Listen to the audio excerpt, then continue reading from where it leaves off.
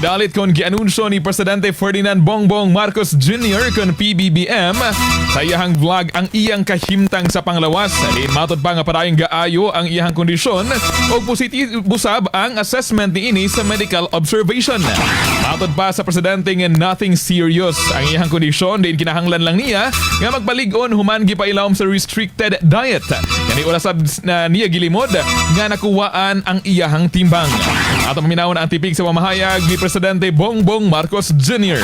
Gusto po kayo. Sana ay nasa mabuti kayong kalagayan. Ako naman, eto, nagre-recover na rin. Pero maganda ang assessment ng mga doktor. Ating serious, kailangan lang magpalakas ulit. Namayat na nga ako at sabaw lang ang binibigay sa akin ng ilang araw. Mabuti na yan at para akong nag-dieta.